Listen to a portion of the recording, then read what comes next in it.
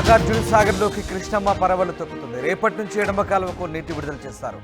ముగ్గురు మంత్రులు నీటిని విడుదల చేయనున్నారు. నాగార్జున సాగర్లోకి ఇన్ఫ్లో 2,24,567 క్యూసెక్లుగా కొనసాగుతుంది. ప్రస్తుత నీటి మట్టం 530.9 అడుగులుగా ఉంది. పూర్తిస్థాయి నీటి మట్టం 590 అడుగులు. నీటి నిల్వ 169 టీఎంసీలు కాగా పూర్తి నిల్వ 312 టీఎంసీలుగా ఉంది. శ్రీశైలం 8 గేట్లు ఎత్తి సాగర్లోకి నీటిని విడుదల చేశారు. దీంతో ప్రస్తుతం నాగార్జున సాగర్ వైపు కృష్ణా జలాలు పరుగులు తీస్తున్నాయి. అటు మహారాష్ట్ర, కర్ణాటకలో విస్తారంగా వర్షాలతో కృష్ణానదికి భారీగా వరద చేకూరింది. దీంతో అటు జూరాల ప్రాజెక్టు ఎత్తడంతో తొలుత శ్రీశైలం డ్యామ్ నిండుకుండలా మారింది. శ్రీశైలం డ్యామ్ 8 గేట్లు ఎత్తడంతో ప్రస్తుతం నాగార్జున సాగర్లోకి నీరు చేరుతుంది. నాగార్జున సాగర్లోకి భారీగా నీరు చేరుతుండడంతో ఆయకట్టు రైతులు ఆనందం వ్యక్తం చేస్తున్నారు. ముగ్గురు మంత్రులు ఎడమ కాల్వ నీటి విడుదల చేయబోతున్నారు. రేపు ఈ నీటి విడుదల కార్యక్రమం ఉండబోతుంది. నాగార్జున సాగర్లోకి కృష్ణమ్మ పరవలు తొక్కుతుండడంతో స్థానిక రైతాంగం ఆనందం వ్యక్తం చేస్తుంది. దీనికి సంబంధించిన పూర్తి సమాచారాన్ని మా ప్రతినిధి రమేష్ అందిస్తారు. నాగార్జున సాగర్ ప్రాజెక్టుకు భారీగా వరద నీరు వచ్చి చేరుతుంది. తెలుగు రాష్ట్రాల ప్రజలు కూడా ఆనందం వ్యక్తం చేస్తున్నారు. ఎగువన కురుస్తున్నటువంటి భారీ వర్షాలతో శ్రీశైలం నుంచి భారీగా ఇన్ఫ్లో మొదలైందని చెప్పవచ్చు. 2,32,000 క్యూసెక్ల వరద నీరు వచ్చి చేరుతుంది. ప్రస్తుతం నాగార్జున సాగర్ నీటి మట్టం 524 అడుగులకు చేరుకుంది. మొత్తం 312 టీఎంసీలకు గాను ఇప్పటికే 153 టీఎంసీల వరకు కూడా చేరుకుంది. ఇంకా వారం పాటు ఇదే విధంగా కొనసాగితే నాగార్జున సాగర్ కూడా నిండు కుండలా మారే అవకాశం కనపడుతుంది. ఒకప్పటి నాగార్జున సాగర్ ప్రాజెక్ట్ కాదు, ఇప్పుడు మొత్తం కూడా కేఆర్ఎంబి కృష్ణా రివర్ బోర్డు వెళ్ళిన తర్వాత కూడా మొత్తం ఇక్కడ డ్యామ్ పైకి ఎవరిని అలో చేయనటువంటి పరిస్థితి కనిపిస్తుంది అని చెప్పవచ్చు. ఎందుకంటే మొత్తం మీద ఈ సెంట్రల్ ఫోర్స్ కూడా దీనిపై ఉన్నటువంటి పరిస్థితి. మొత్తం నాగార్జున సాగర్ క్రస్ట్ గేట్లను కూడా ఒకసారి పరిశీలించైతే పూర్తిగా 26 క్రస్ట్ గేట్లలో 13 ఇటు తెలంగాణ రాష్ట్రానికి, మిగతా 13 ఏపీ రాష్ట్రానికి కేటాయించడం మనం చూస్తున్నటువంటి పరిస్థితి. మనం బార్డర్లో ఉన్నాం. బార్డర్లో చూసినట్లయితే అక్కడి వైపు కూడా ఏదైతే ఏం కనిపిస్తుందో అవతల వైపు పూర్తిగా అది ఏపీ ఆధీనంలోకి వస్తుంది. తర్వాత ఇప్పుడు మనం ఉన్నది ఇది తెలంగాణ ఆధీనంలోకి వస్తుంది. ప్రాజెక్టు ఇప్పటికే 2 పర్యాయాలుగా 2 సంవత్సరాలు అవుతుంది. నాగార్జున సాగర్ నిండకపోవడం 2 సంవత్సరాలు అవుతుంది. ఒకవేళ నాగార్జున సాగర్ ప్రాజెక్టు నిండుకుండలా మారితే మనం చూస్తున్నాం క్రస్ట్ గేట్లు ఏదైతే ఉన్నాయో ఇక్కడి నుంచి క్రస్ట్ గేట్లని ఓపెన్ చేస్తారు. ఆ క్రస్ట్ గేట్ల ద్వారా జల విద్యుత్ నుంచి కూడా విద్యుత్ సరఫరా అయ్యే అవకాశం కూడా కనపడుతుంది.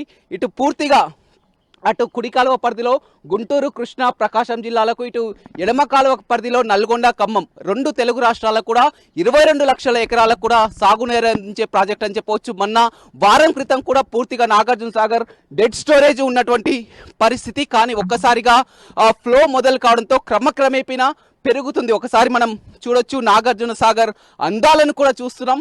ఎంతో ఆహ్లాదకరంగా మొత్తం క్రమక్రమేపీనా నీటి మట్టం పెరుగుతున్నటువంటి పరిస్థితి కనిపిస్తుంది. ఇప్పటికే శ్రీశైలం 10 గేట్లు ఎత్తడంతో కూడా భారీగా ఇన్ఫ్లో కొనసాగుతుంది. మొదటగా 56,000 క్యూసెక్లతో మొదలైనటువంటి ఇన్ఫ్లో అనేది 56,000 నుంచి 70,000, 70,000 నుంచి 1,00,000 నుంచి 1,50,000, ప్రస్తుతం 2,32,000 క్యూసెక్లు. ఇదే వరద ఇంకా పెరిగే అవకాశమే కనపడుతుంది. ఇంకా వారం పాటు ఇదే విధంగా కొనసాగితే పూర్తి స్థాయి నీటి మట్టం చేరుకునే అవకాశం కూడా ఉందని చెప్పవచ్చు. డ్యామ్ మొత్తం పూర్తిగా కృష్ణా రివర్ బోర్డు ఆధీనంలో ఉండడంతో కూడా మొత్తం సెంట్రల్ ఫోర్సే దర్శనమిస్తున్నది. డ్యామ్ పైకి ఎవరు కూడా అలో లేదు. గతంలో మనం చూడడం జరిగింది. మొత్తం అటు ఏపీ నుంచి వచ్చినటువంటి అధికారులు నీటిని విడుదల చేయడానికి మొత్తం ఇక్కడ ఉన్నటువంటి అధికారులపై, పోలీసులపై దాడులు చేయడం గతంలో కూడా చూడడం జరిగింది. అలాంటి సిచ్యువేషన్ లేకుండా అటు ఏపీ నుంచి కానీ ఇటు తెలంగాణ వైపు నుంచి కూడా ఎవరిని అనుమతించినటువంటి పరిస్థితి అయితే డ్యామ్ పై కనపడుతుంది. డ్యామ్ మొత్తం పూర్తిగా నిర్మానుష్య పడుతుండో సెంట్రల్ ఫోర్స్ ఆధీనంలో నాగార్జున సాగర్ డ్యామ్ ఉన్నటువంటి పరిస్థితి కనపడుతుంది.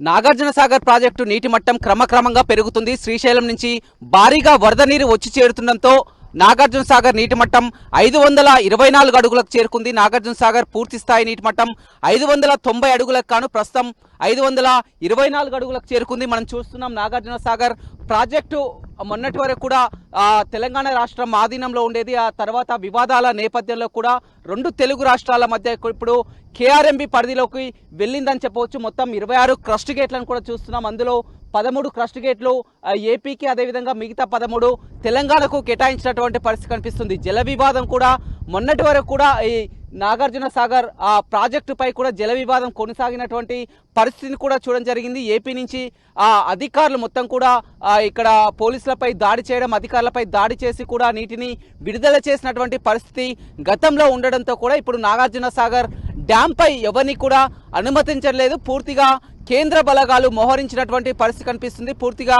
కృష్ణా రివర్ మేనేజ్మెంట్ బోర్డు ఆధీనంలో ఉన్నటువంటి పరిస్థితి కనిపిస్తుంది. అదేవిధంగా క్రస్ట్ గేట్ల కింద ఉన్నటువంటి జల విద్యుత్పత్తి కేంద్రాన్ని కూడా మనం చూస్తున్నాం.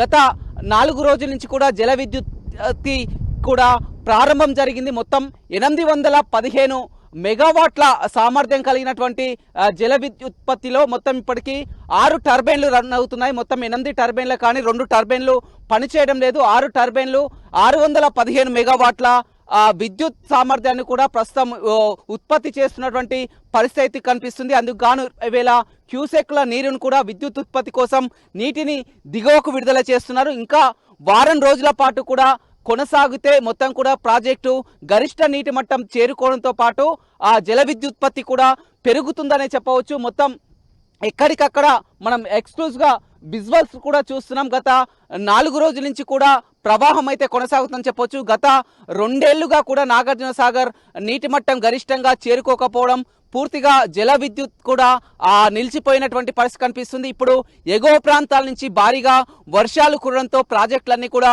నిండుకుండలా మారడంతో దిగువకు భారీగా వరద నీరు వచ్చి చేరడంతో కూడా సాగర్లో జల విద్యుత్పత్తి కూడా ప్రారంభమైందని చెప్పవచ్చు. మొత్తం అధికారులు మాత్రం ఎవరిని కూడా అనుమతించినటువంటి పరిస్థితి డ్యాంపై కనిపిస్తుందని చెప్పవచ్చు. ఎల్లుండి 2న తెలంగాణ ప్రాజెక్టు పరిధిలోని ఎడమ కాలువకు అధికారులతో సహా కూడా ఇరిగేషన్ మినిస్టర్ ఉత్తమ్ కుమార్ రెడ్డి, కోమటిరెడ్డి వెంకటరెడ్డి, అదేవిధంగా ఖమ్మం జిల్లాకు సంబంధించినటువంటి పొంగులేటి శ్రీనివాస్ రెడ్డి, తుమ్మల నాగేశ్వరరావు 4 మంత్రులు కూడా ఎడమ కాలువకు నీటిని విడుదల చేయడానికి ఎల్లుండి నీటిని విడుదల చేసే అవకాశం కనపడుతుంది. పూర్తి స్థాయిలో 312 టీఎంసీలకు గాను ప్రస్తుతం 155 టీఎంసీలకు కూడా చేరుకున్నటువంటి పరిస్థితి అయితే కనిపిస్తుందని చెప్పవచ్చు. ఏదేమైనప్పటికీ కూడా రైతులు నాగార్జున సాగర్ కు భారీగా వరద నీరు వచ్చి చేరుతుండటంతో ఆయకట్టు ప్రాంత ప్రజలు మాత్రం ఆనందం వ్యక్తం చేస్తున్నటువంటి పరిస్థితి అయితే కనపడుతుందని చెప్పవచ్చు. ఓ టు స్టూడియో.